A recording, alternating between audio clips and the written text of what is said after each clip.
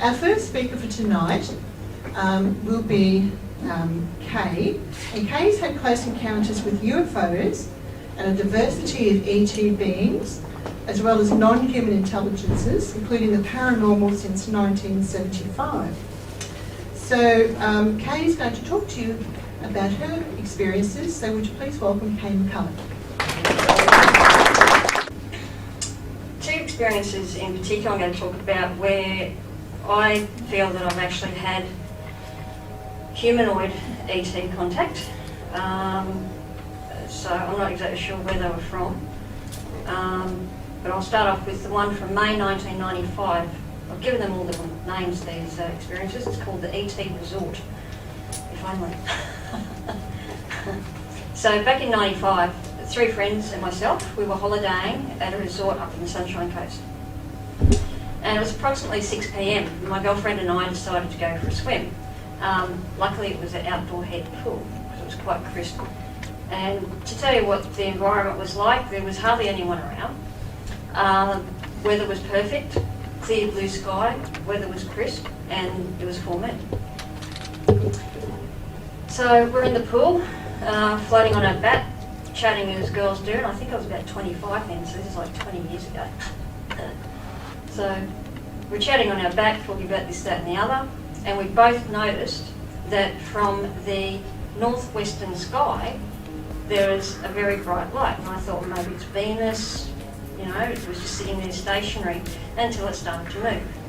And what it did was, came across and then just dropped, stopped, and then moved faster and then came up towards the moon and actually went around the moon as if it was, now I'm not sure if it was actually that big or was just saying, hello, we're here, can you see us? And it stopped on the other side of the moon, to the east. So, my friend, that was the first time she'd ever seen a UFO. She was most excited. And it's sitting there, we're looking at it. Then all of a sudden, now just going back a little bit, we realised at first we were the only 2 in the pool. Then all of a sudden there's 4 other people in there and we don't know how they got in there. Because from what we could see, there was only one gate coming in. These 4 people all looked very similar. There was a younger couple in their 20s, an older couple, say 40s, 45, in their 50s. Very tanned, blonde hair, blue eyes. Well, it's a Sunshine Coast, so you know, it's probably one of the locals, maybe. And so they're just sitting there on one of the ledges in the pool, just looking at us. And this is all happening simultaneously. And my friend Sarah, she's just like all of a sudden reverted back to a 5-year-old thrashing around the pool with joy and happiness that she's in the pool as soon as we saw these people. And I was sort of looking at her and looking at them and trying to keep an eye on what this UFO was doing. And at that point I started to feel quite dizzy. And I'm thinking, oh, it's too much excitement. But it was when these people were in the pool with us, I started to get dizzier and dizzier. So they may have been sending off some energy. At that point in time, I'm kind of thinking they're not from around here.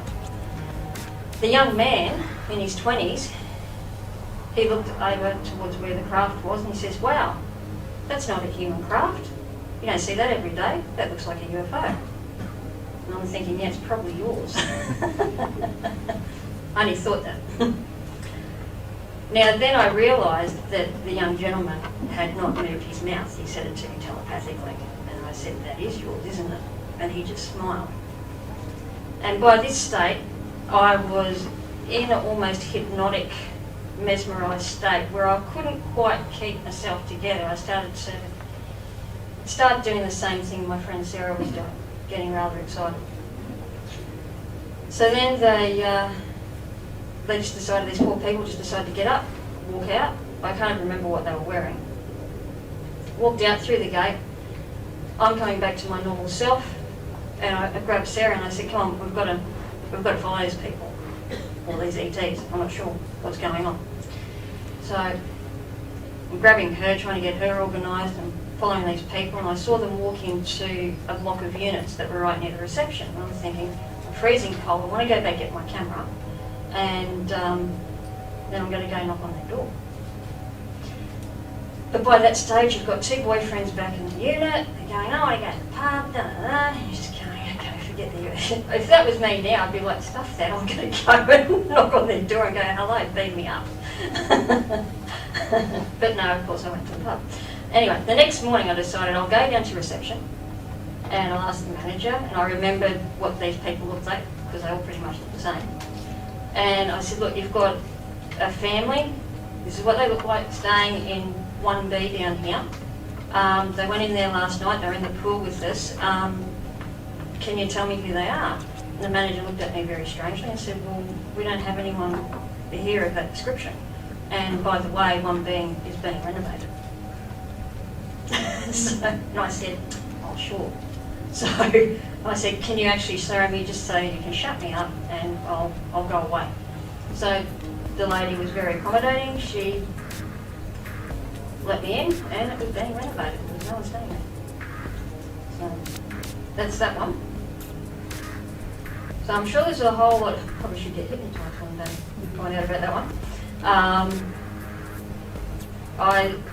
I've lost contact with my friend who experienced it with me, and she really can't remember what went on, and I'm not sure if she actually was regressed or anything like that, and I've never been regressed for it either, but I'm sure there was some extra time thrown in there, and it'd be nice to see what else was said to us telepathically.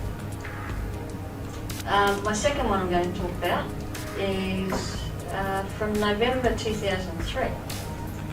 And this is, I've called this one the initiation of the Druid shamans and an angelic ET called Angel.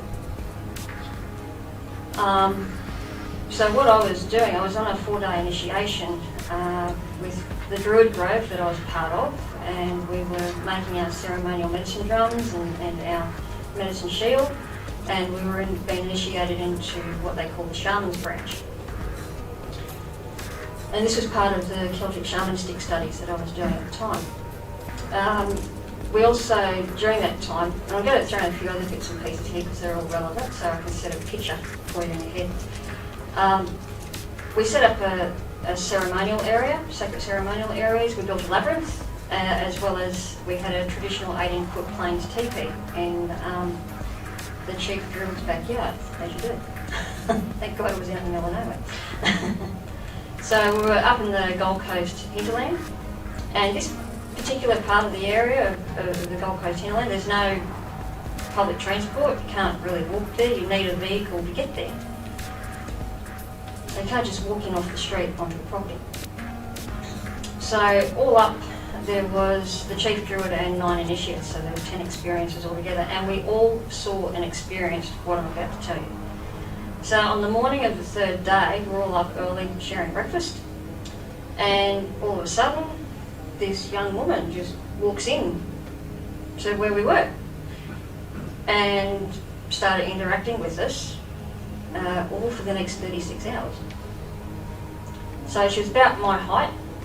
She had brilliant, almost glowing blonde hair, brilliant blue eyes. She was tan, slender, and I'm thinking, okay, it's Gold Coast. And she's a local. She wasn't.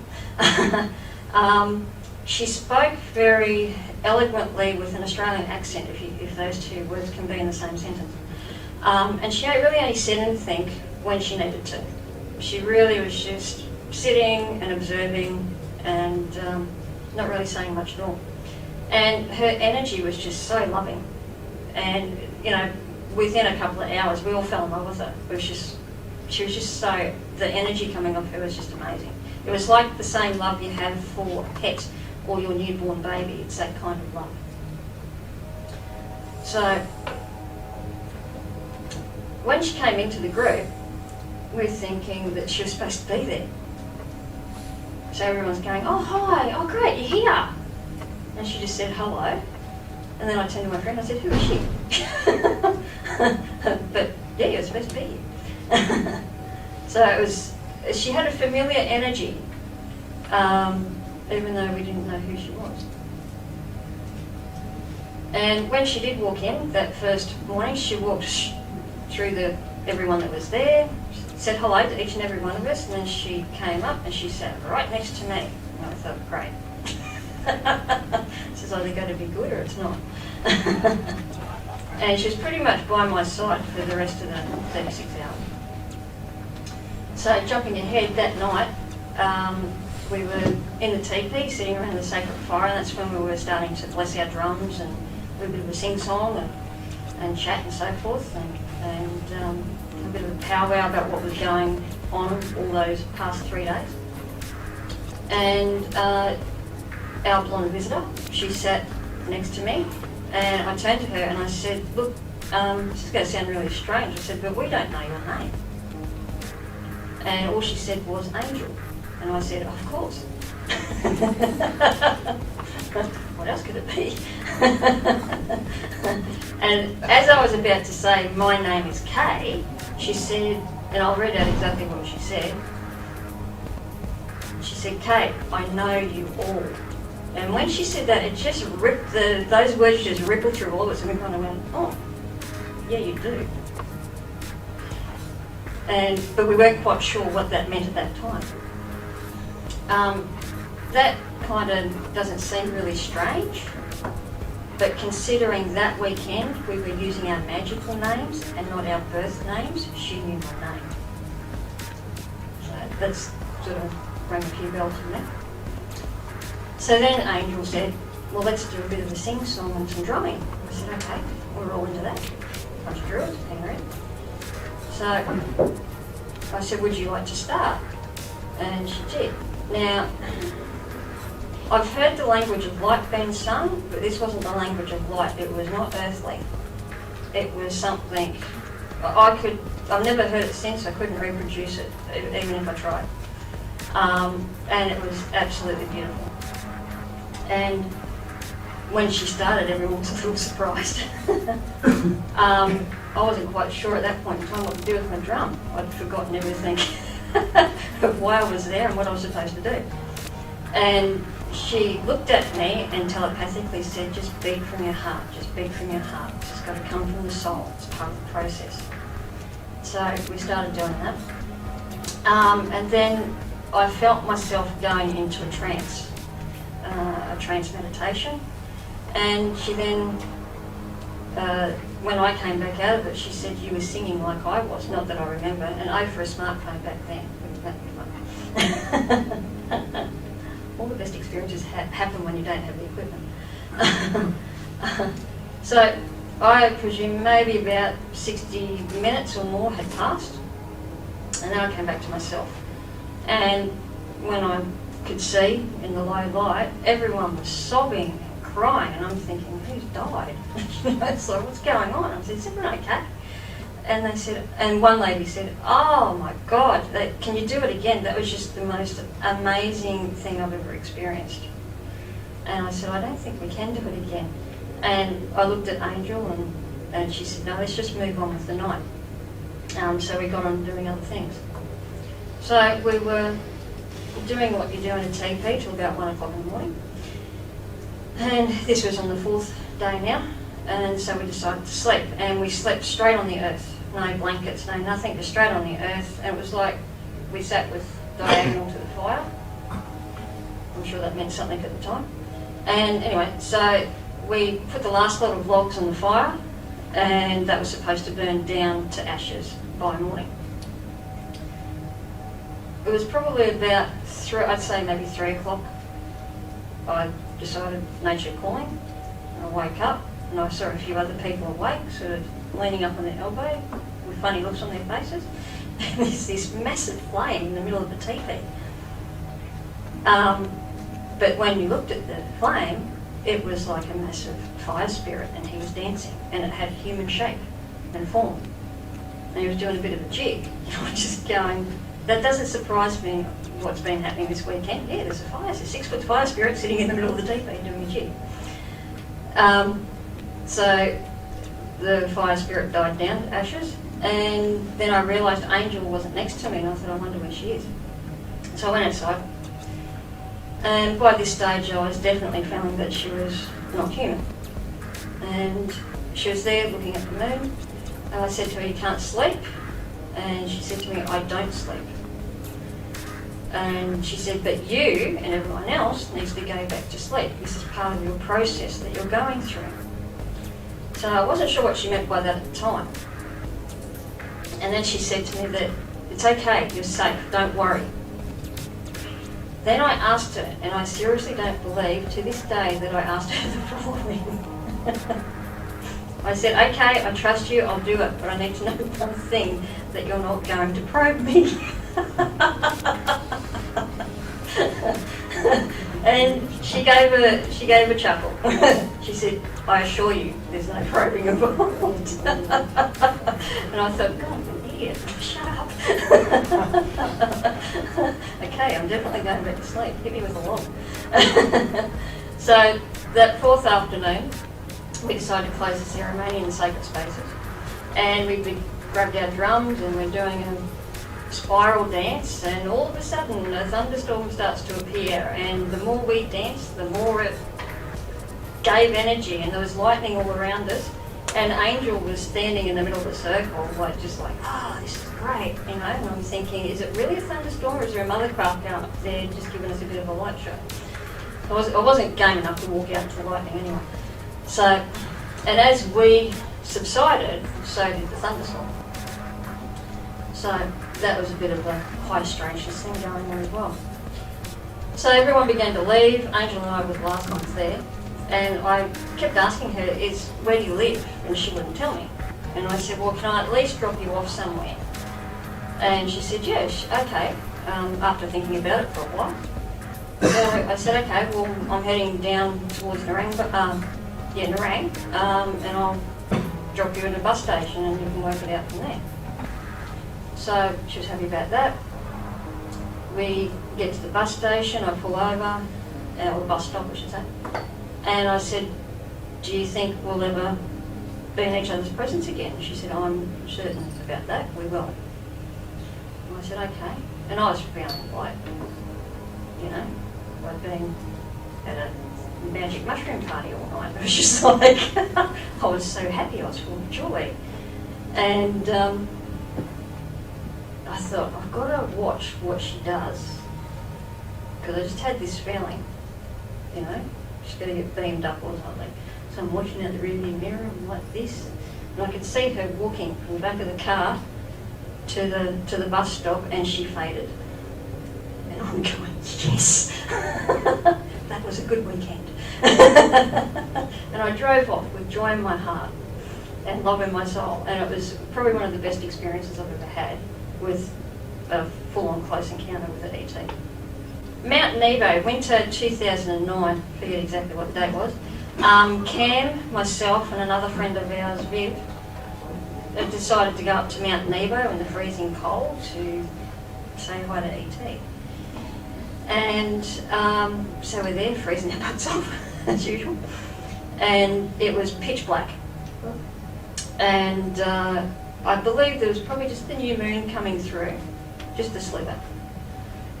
So we're looking, got the equipment out and everything like that, and binoculars, and not much is happening. We're all thinking, but not talking to each other, we really want to go home.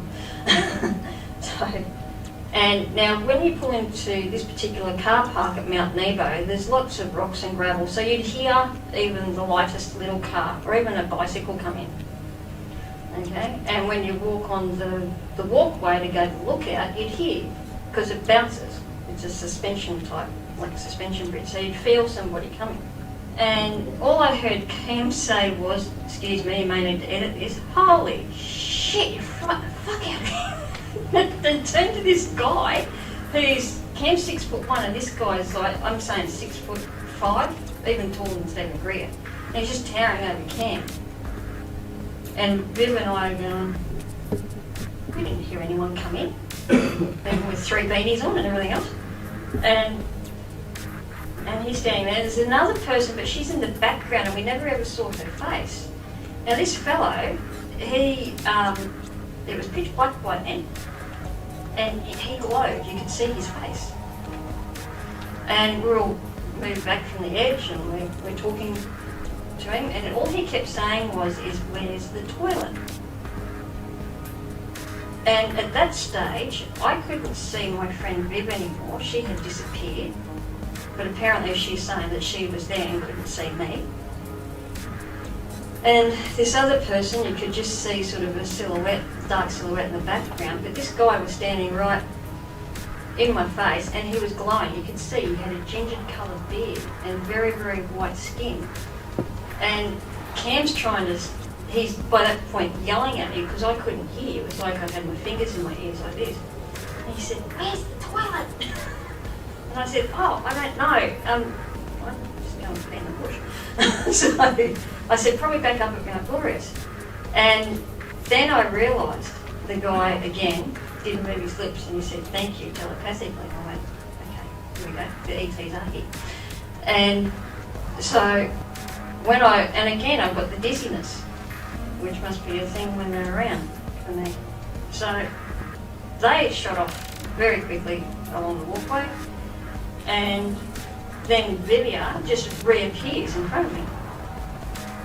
And I said, "Wait there, come on." I said, "Then come with me." I said, "But we've got to go. There's some ETs here. Quick, quick, come."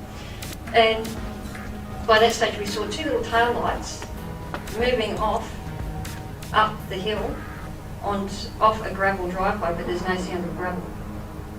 And no even sound of an engine, and it's just moving off onto the road. And I said, "There you go, kids." We just had an encounter, a very strange one. This is 2 in 1.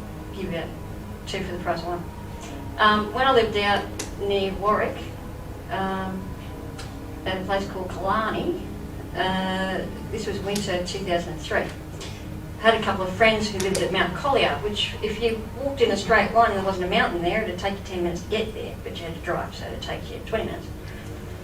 So they had a little property, perfect for doing night watches. And bit of a skeptic, you know, had to touch and feel it to believe in anything. One night, about 11:30, I'm thinking, good, I'm going to get into bed early before midnight, for once. Phone call, and all I hear on the other end is, "They're here." And I said, "Who the hell is this?" He said, "Your mates are here." I said, "What the hell are you talking about?" And he said, "ET, phone home, there's about 30 of them down in the front paddock." And I'm thinking, he's either drunk, stoned, I've got to go look. So myself and my partner at the time and his brother, we actually took 3 cars, chuffed off around the mountain, and they got up on their balcony, and what he meant by their front paddock was actually the next town, Junebee, between Mount Collier and Warwick. And Junebee's an unusual place anyway. It's like big lava fields, and you need a 4-wheel drive to get there. It's quite an eerie place, and there's been a lot of sightings there over the years.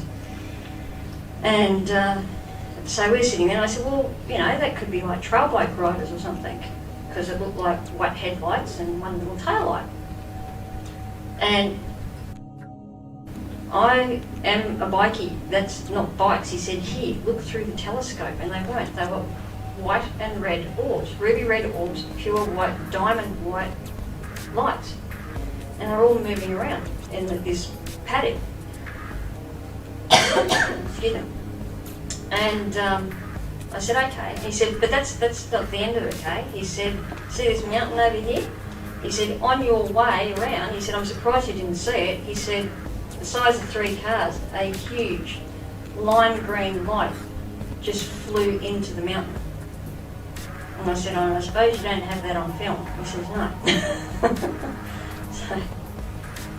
So I don't need these things.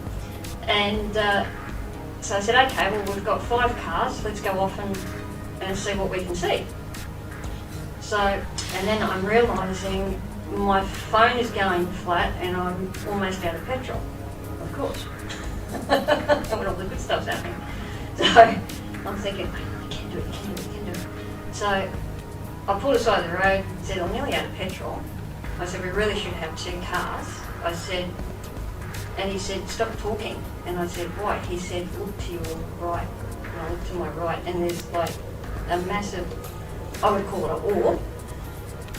It was like a solid white centre with a silvery white membrane around it, just on the other side of the hill. And there was houses and trees and everything there, and she's sitting there. And I had that feeling, you know, you get that feeling sometimes. I turned around and there's another one over there, which is just forest. I'm thinking, okay. I said, hi guys, stop playing with me. Disappeared. Not just moved off, they just disappeared. So I got in the car, eventually got to a petrol station, and they were heading towards Goombara, out near the Cunningham Highway to Obertale. So I thought, well, we'll head down that way, and we got to where the road split off, and I'm sure all of Queensland Police Force were sitting there.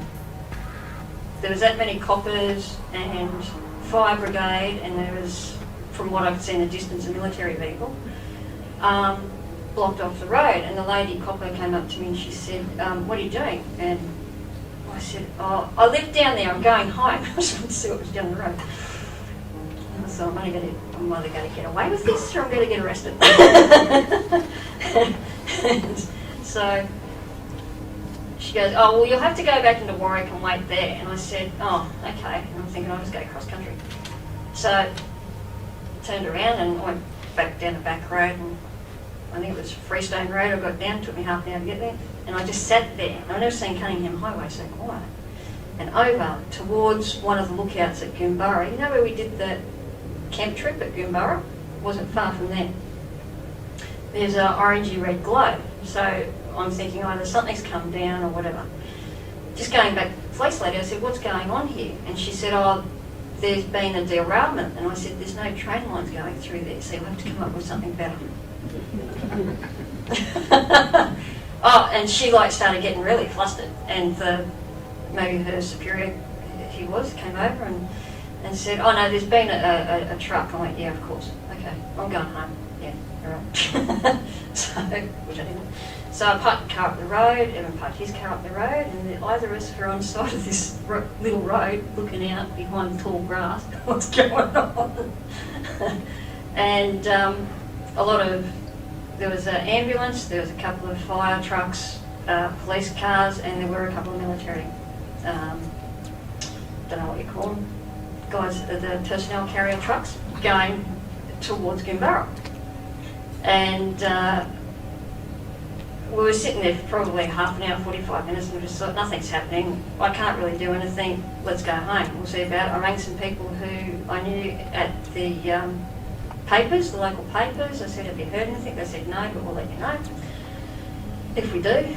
And so it was about a week later, I was actually heading out that way to do a paranormal investigation and some geomancy on this lady's property. And her daughter actually asked me to come out to do it because they were having a lot of activity out there. So I was supposed to be there at 2 o'clock in the afternoon, right on the dot. I asked where the daughter was, and the mother said, oh, her and her friend went bushwalking at 8 o'clock this morning and they haven't come back. And I said, you're not worried?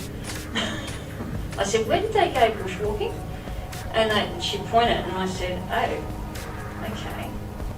I said, let's wait half an hour, and I said, I think we really should do something about this. You know, I said, they said they were going to be back in a couple of hours. Something's happened. So we waited. Within about 10 minutes, these two young ladies came back, and they would wipe their sheets in the face. So something had happened. I said, you guys okay? And they said, no. We were at the lookout, or wanted to go to the lookout, it was all cordoned off.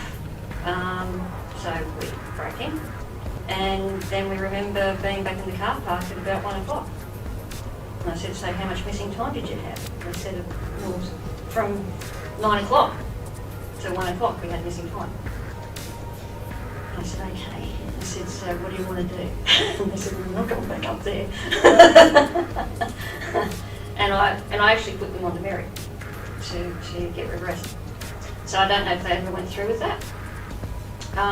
But I ended up doing their paranormal investigation, which wasn't paranormal, it was just dirty ley lines, and that was that. So we never really worked out what was up at Goombara, but a lot of strange things happen around that whole area. Okay, so this was back in 1975. It was just before my 6th birthday. And I lived near Clara, a place called Jamboree. We had a dairy property there, and it was, I think it was actually like Thursday night or something, and we were going in to get it was my first birthday party ever, so I was very excited. So we were going in to get balloons and streamers and stuff like that into Clara, which was about 15 minutes away. Then, just going back in time, 1974, we got hit by the floods, like pretty much the whole eastern seaboard did, and we had a lot of damage to accesses to the property, and one of the things we had to do was build what they call a bypass into the hill so we could get over the creek. Anyway, so this bypass is very significant. So we're chuffing along on the road, going to the bypass. The car stops to his disgust because, you know, he's a redhead and how dare it stop. So he gets out, has a look, and as it was just on sunset, and as I'm sitting there, I'm in the back seat, Mum's there in the front seat, and I said to Mum, I knew what Venus was there, but there was something else like Venus. And I said, Venus is changing colour and spinning. It's getting bigger, Mummy. And I think she was reading, you know, Woman's Day or something, and she said, oh, that's nice, dear, not even looking at the sky. and I said, it's getting closer. Venus is getting closer. And I think we're all in trouble then. And she looked up and she said, oh, that's all I remember her saying, oh. And my brother runs back into the car, still with the bonnet up. He said, Kay, lock the door, wind up the window. What does a 5-year-old do? Winds down the window.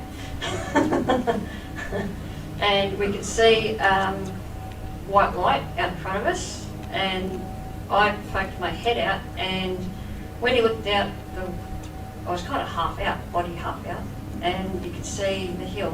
When you're a 5-year-old, everything's so much bigger. I actually went back there in 2007. The hill isn't that big. So the medium-sized hill, which now has a house on it, I bet you they'd like to know that there was a big mothercraft sitting up there. I might go tell them one day. And half of the craft was actually sitting on this side. Who knows where the other half was. And it was a sort of a bluey, midnight blue material with black windows. And I'm just like in absolute awe. That's when I had an out-of-body experience. I'm sitting here and then I'm jumping out of my body and I'm going, wow, this is really cool. And then I touch Gary and I touch Mum and I go, wow, they're cold, they must be dead. And I didn't care. Because I didn't really know what that meant. And I'm in and out of my body, and then quite a few blank moments, which I was hypnotised for, where I went up onto the craft and into a small white room, and it wasn't padded. And there was a screen. It was a circular room. There was a screen, and it was like information was fed to me very quickly. That's all I remember. I remember seeing pictures and almost like a chevron hieroglyphic type writing. And out this side, at first I could only see, it was sort of out of my peripheral vision, but I was able to turn. And now I'm not sure if my physical body was taken up or just, you know, my spirit or whatever. I'm not sure if I was in full physical body or not. And there was many different types of ETs there, but one I locked onto, and it was like, wow, you're like my grandparents. And it's not, I call them a tall white, but it's not the same one that Charles Hall talks about. These are like more angelic. You can almost see through them. And they actually wear a cloak as well. But they were just very loving and transparent. And so then another blank moment, and all of a sudden I'm back in my body in the back seat, but I'm around the wrong way and I'm looking at the back window. What the hell's going on here? And I could see the craft just as a pinpoint of light in the south. And it shoots off. And then I look out the front window and my brother's back outside, and I'm thinking, you know, something's going on here, what's he doing? He gets back in like as if nothing's happened. And I said, Gary, something's happened, something weird has happened. Something, he's right. So we go in, we do the normal mundane thing of shopping, and we're in the Jewel supermarket in Clara. And I can remember, I just heard him running through, going, they're back, they're back, they're back. And he grabs me out of the trolley and under his arm and back into the cave. He literally threw me in the back seat. And I can remember hearing a lot of people going, oh wow, look at that. Oh, you know, it was just, obviously there was something going on. It wasn't a helicopter. So on the way back to the farm, we could see the craft in the western sky following us. And I kind of don't remember how I got from the bypass to the front door. There's another blank moment there. Probably stress from my brother throwing in the car. and standing on the front veranda, the mountain in front of us, or the very large hill, really, there was another sunset. So I presumed that it had landed. It was all sorts of colours. And within minutes, I don't like this, I've got to protect you. So he locks me in his wardrobe. Don't worry, your sister can suffocate, but we're going to protect you. But I could still hear, I couldn't see. And I'm really not sure how long, maybe 10, 15 minutes, it didn't seem like a long time. There were helicopters, I could hear heavy trucks.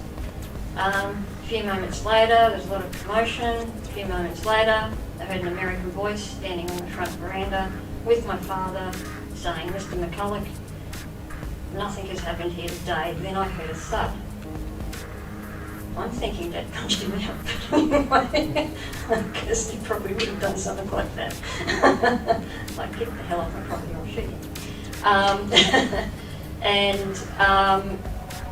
After that, I don't really remember much for 3 days. I have 3 days of missing time, where I have been regressed and hypnotised for some of it, but some of it just doesn't want to come back. In some of those memories, I did see men in white chemical suits, just snippets, in our property down the front doing things. And then others were quite far out where we had an area of forest on our property. We used to call it the Black Forest because the trees were black, or that green. I was never allowed up there. In this remembrance, in the hypnosis, I'm floating through the Black Forest and I'm thinking, I'm not supposed to be here. I'm in trouble, I'm not supposed to be here. And I look down and there's like 3 fairies the same size as me. And I'm thinking, wow, that's really cool. And we go to this little stone circle and they place me in the middle, and one of the fairies who's sitting across from me turns into what I would call like maybe a teenage grey. And they were telepathically speaking with me and showed this is how you levitate a rock. Not that I could do that now.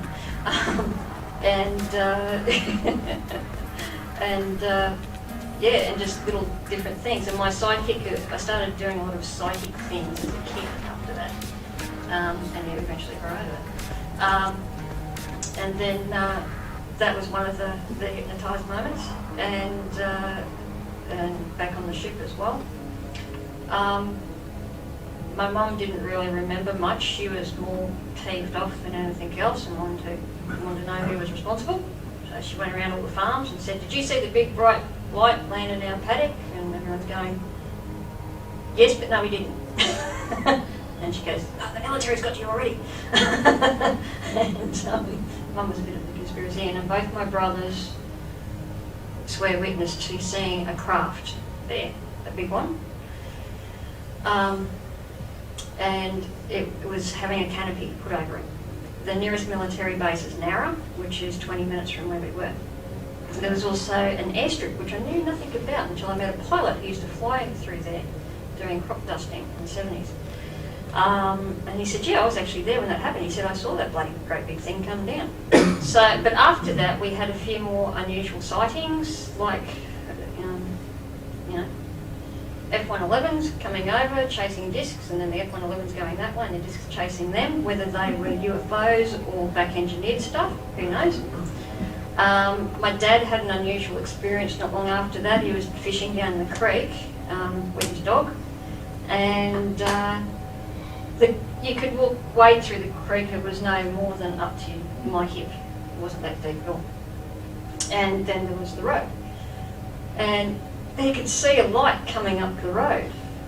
And he's thinking, and the light's veering off, and he's thinking, oh shit, I'm going to get run over by a motorcyclist or something.